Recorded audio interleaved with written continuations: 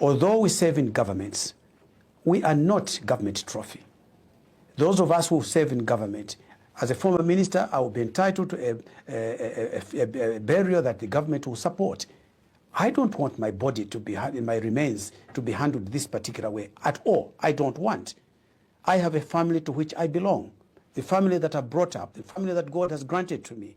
Both my parents, my brothers, my fellow siblings, our sons, our nephews, other family members. I belong to them.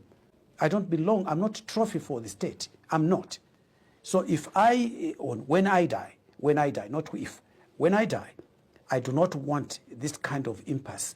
I want my family to have the final say about what happens, because they will know what I've wanted.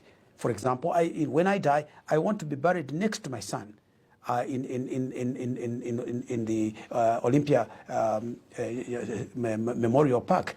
That's what I've said. I've said this is what I want. I don't want any government official, any president, any minister, any secretary to cabinet to start dictating where I should see, suppressing my views.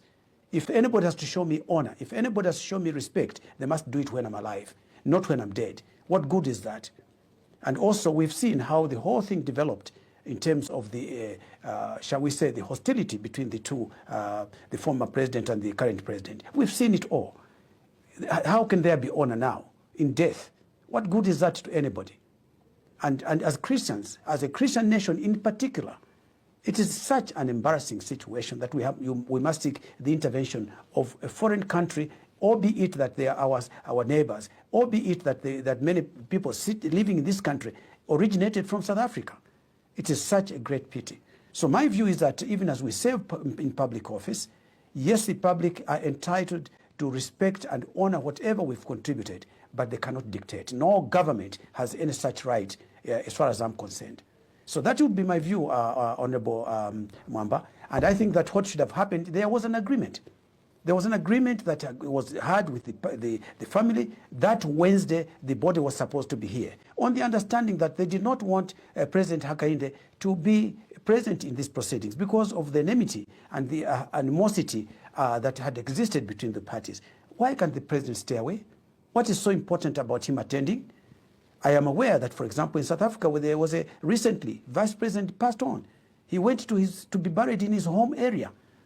Go ahead and look at what happened with President Mandela. They went and honored him in his own home area. I have chosen not to go to Miombe, Chief Miombe, Mafinga district in Muchinga province. I have chosen, I want to be buried next to my son.